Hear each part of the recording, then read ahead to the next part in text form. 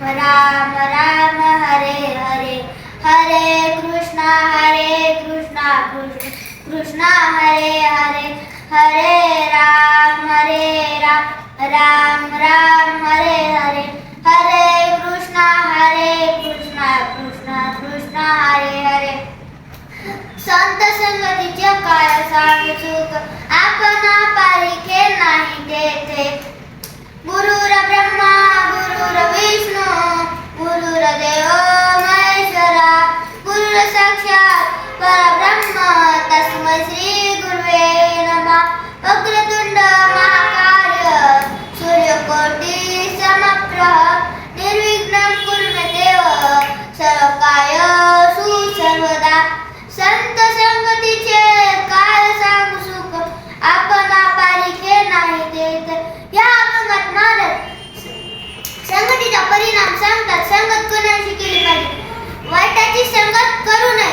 जर एखादा खूप पैसेवाला जरी असला तरी त्याची संगत करू नये, ते मित्र करू नये. मग आम्हाला कोणाची करावी तर संगत करू संतांची. थोडक्यात तुम्हाला संत संगतीचे सुख सांगतो.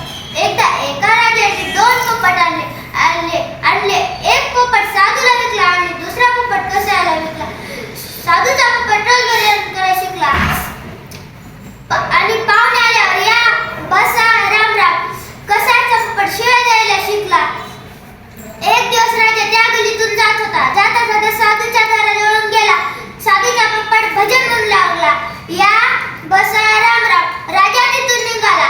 राजा कसायाच्या घरी गेला. कसायाचा पोपट शिव्या देऊ लागला. राजाने प्रधानाला विचारले, तो पोपट भजन करतो आणि हा पोपट शिव्या कस का देतो.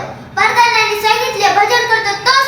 एकदा काय झालं, नारदजी महाराज खुंटाला देवाकडे गेले आणि म्हणाले, देवा संत संगतीचे काय आहे सुख. देव म्हणाले की खाली नृत्य लोक जाणे. तेथे सध्या दादा फुपाटीवर बसलेला आहे. त्याला म्हणाले, हे काय मी तर स्वतःचे प्राण सोडून दिले.